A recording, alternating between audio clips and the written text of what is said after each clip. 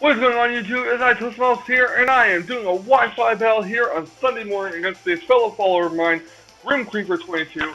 This one-on-one battle actually took place yesterday on my live stream. Now, the reason why I am uploading this is because it was a fantastic battle. And it's different than the usual OU stuff and whatnot. Anyways, I decided to let Grim Creeper have a battle last night on stream because A, one of the people who were there and supposed to battle us was not present in the chat, so we couldn't really get a battle started with him. And B, he hasn't got a chance to battle in the last few days, so yeah, I figured this would be interesting. Let's review the teams real quick. I have Zapdos, Skarmory, Togekiss, Charizard, Gliscor, and Honchkrow on my team.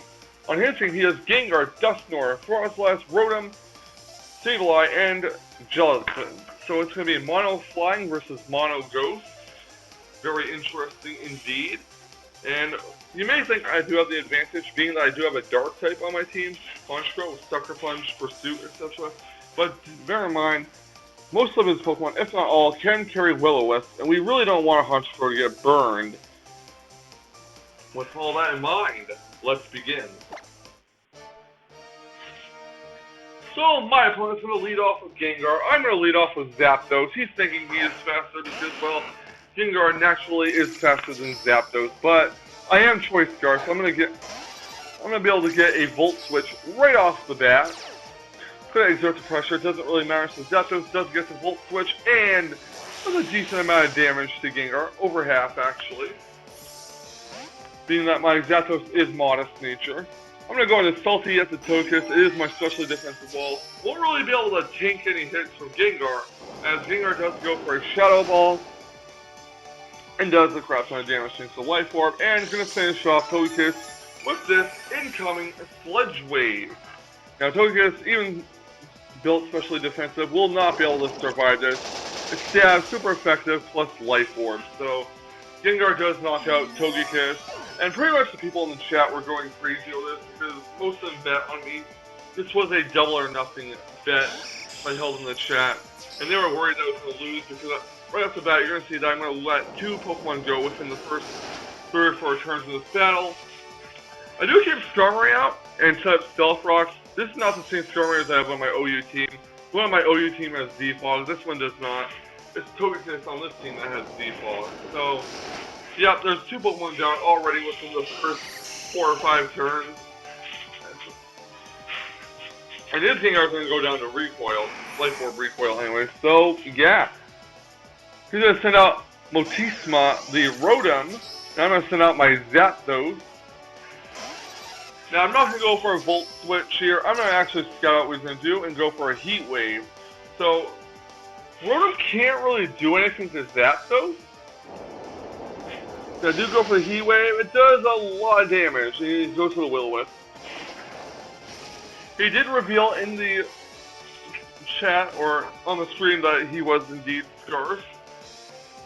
So yeah, he's going to withdraw his Rotom, and he is going to go into Dusknoir, as it takes a nice Heat Wave from my Zapdos. Enjoy the Heat Wave, Dusknoir.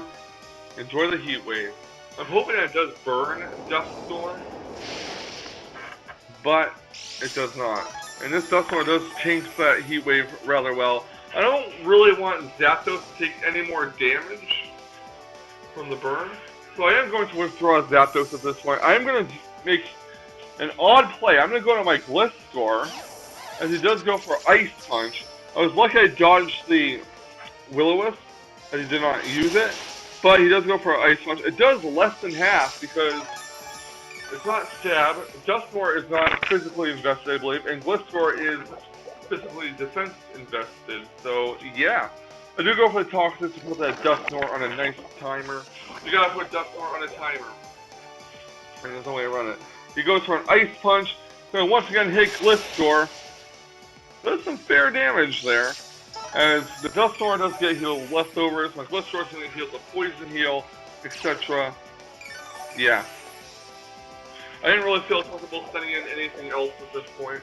I believe I do go for Protect here to get some more HP back while stalling out the Dusknoir from Toxic. Kind of a dick move, but yeah. So Dusknor, again, it's going to heal itself. That's going to suffer some poison damage. Blitzcore, on the other hand, is going to get some HP back thanks to that nice toxic heal ability it has. I'm going to go for Earthquake just to do some last minute damage. I don't believe Blitzcore would survive this Ice Punch, so that's why I did it. And good night, Blitzcore. You are down to the Ice Punch. Good night. So again, Dusknor does take some damage from poison, as well as get healed leftovers. Doesn't really matter at this point. And I'm going to go right to my Honchkrow. I'm not going to go for a Suck Punch, because he could very well go for Will-O-Wisp, predicting that Suck Punch. And plus, Honchkrow is faster, so why not use an actual non-priority attacking move, like Pursuit, for example. So yeah, Pursuit knocks out Dusknor, and Honchkrow does get the Moxie boost. Takes Life Orb Recoil, the OL. It has Motisma, the Rotom, to take some Stealth Rocks damage, and I'm not going to keep a Honchkrow in there. That'd be just foolish, because he can either go for a Volt Switch or a Will-O-Wisp. I'm going to send in Zapdos, because if he goes for Will-O-Wisp, Zapdos won't get burned, because Zapdos already has the burn, and if he goes for Volt Switch, it'll just do neutral damage. As opposed to switching in Charizard, which would take a super effective hit from Volt Switch. Now he's going to withdraw Rotom and go into Sableye, as I do go for Thunderbolt, I believe. And Sableye does take rocks damage, and I do go for the Thunderbolt. I was aiming for that Rotom. It does a hell of a lot of damage. Almost takes out Sableye. It lives with a slither of health. Sableye is going to recover, however, it's going to recover a lot less than this Thunderbolt is going to deal, so Sableye is pretty much down at this point.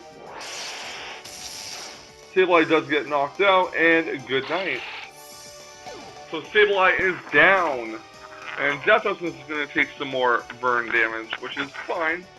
Out comes Jellicent. Now, I don't believe I am ready for Jellicent to take out my Zapdos, because I'm not sure a Thunderbolt would take Jellicent out. I mean, this Jellicent could be especially defensive, and I don't want to take a chance with Zapdos fainting, because I am going to need Zapdos to deal with that Frostlass later on. Being that Zapdos is pretty much the only thing on my team that can outpace Frostlass.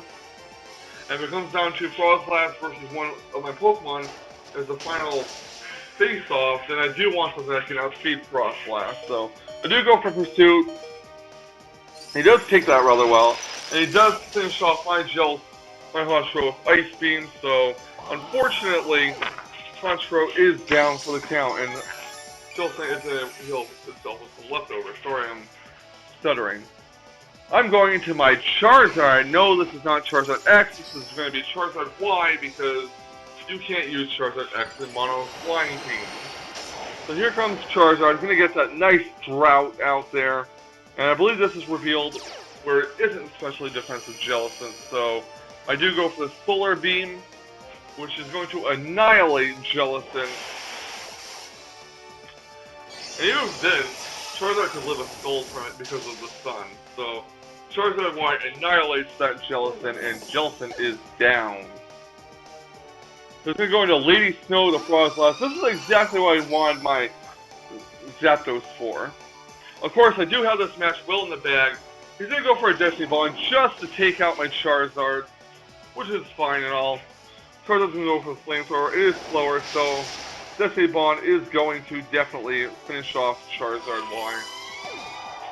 Leaving me with just one Pokemon, that being Zapdos and his Rotom. Let's see what happens here. He's going to send out his Motisma, the Rotom, and my Zapdos is going to get sent out as the final Pokemon in the battle, and Rotom is going to faint to the Stealth Rocks damage, and that is pretty much going to seal the match for me, guys. That was a fantastic Mono-type battle. Really great stuff. But that's going to be it for right now. Thanks again for watching this Wi-Fi battle, and I'll see you guys on my next video.